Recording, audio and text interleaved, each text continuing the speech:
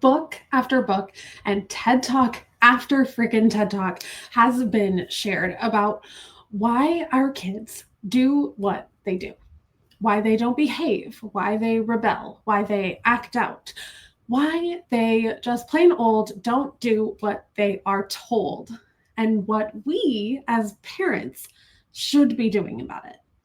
And recently, I tend to see two extremes from parenting and behavior experts. Either behavior is all about unmet needs, lagging skills, or completely outside of the children's control.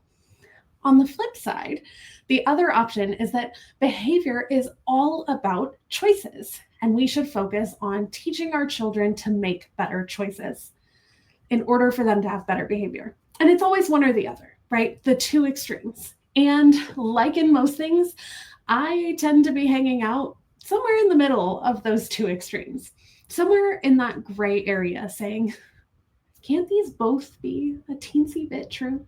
Is that an option? So today I want to pull back the curtain, and over the next 5 minutes or so, I'm going to walk you through the only 4 reasons that your neurodivergent child doesn't follow boundaries.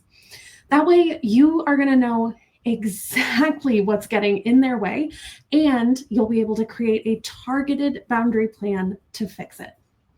Oh, and to save you even more time, I created a really simple template that helps you determine which of these 4 reasons is causing your neurodivergent child not to follow the boundaries that you set.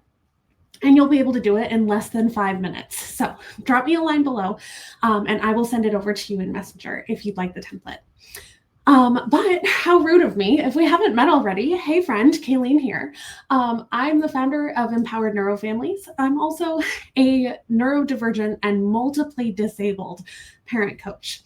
And what I do here is I empower parents of neurodivergent kids to become the architect of their neurofamily so that they have a blueprint that puts together the unique flavor of parenting strategies that actually work for your neurodivergent child, your values, and your entire neurofamily.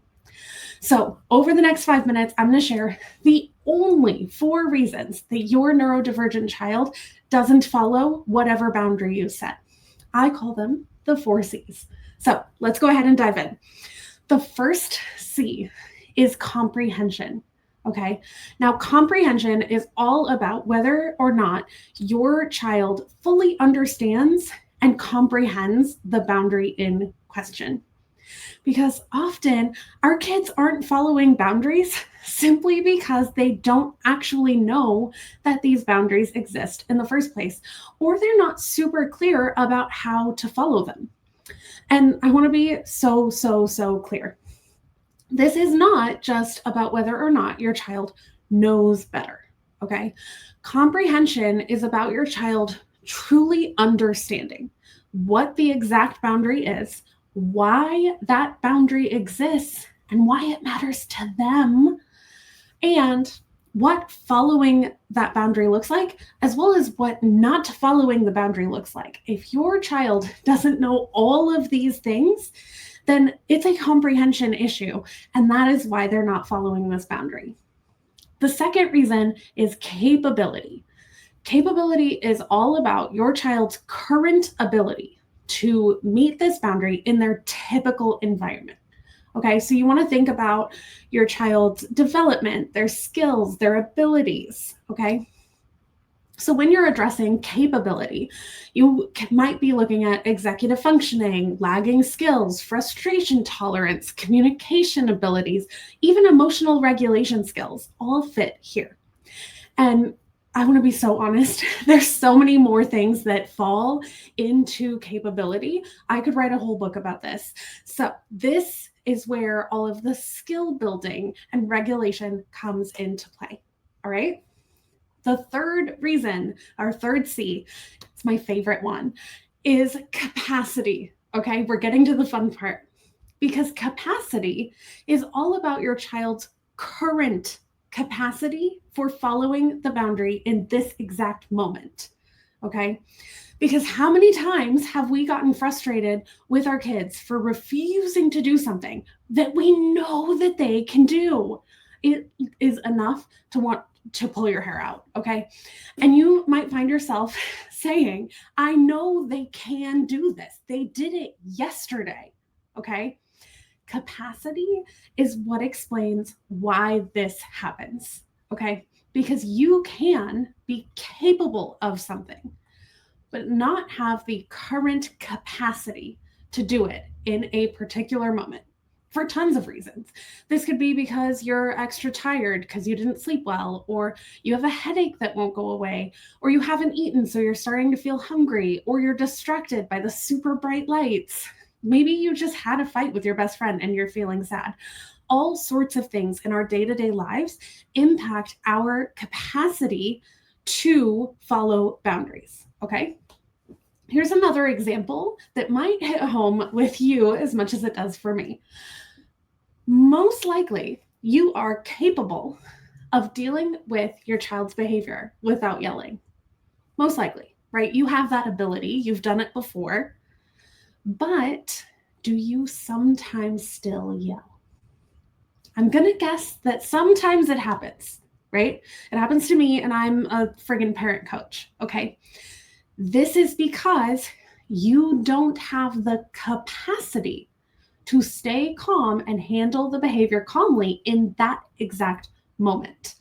For any of the reasons we already talked about, or more, whatever is happening, something is getting in the way of your capacity to follow this boundary, okay? Now, fourth, final C is, I hide from all the parenting experts when I say this, choice. Okay. But finally, and I mean finally, friends, okay, no skipping to this one, we have choice. And choice is when our kids fully comprehend the boundary, they are capable of meeting the boundary, and they have the full capacity to meet said boundary. But they actively choose not to follow the boundary anyway. Okay. Now, I cannot understate how rare it is that a behavior is going to get all the way down to this level. However, I think we do our kids, our families, ourselves a disservice when we pretend that this never happens and that it never is an active choice, ever. I don't believe that, because sometimes kids have everything that they need to make the right choice, but they don't follow the boundary anyway. But I share this with so many little star disclaimers that we cannot jump to choice until we've ruled out all of the other reasons for our kid not following a boundary. Every single one of the 4 C's needs to be checked in order.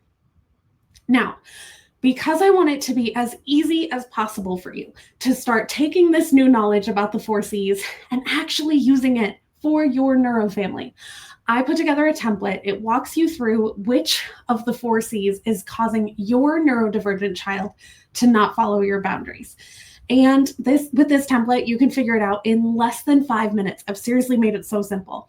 So if that's something that you'd like and you want to use it today to find out why they're not following a boundary, so you can start targeting your plans instead of throwing spaghetti at the wall, drop me a line below and I will reach out to you and send it to you right in Messenger.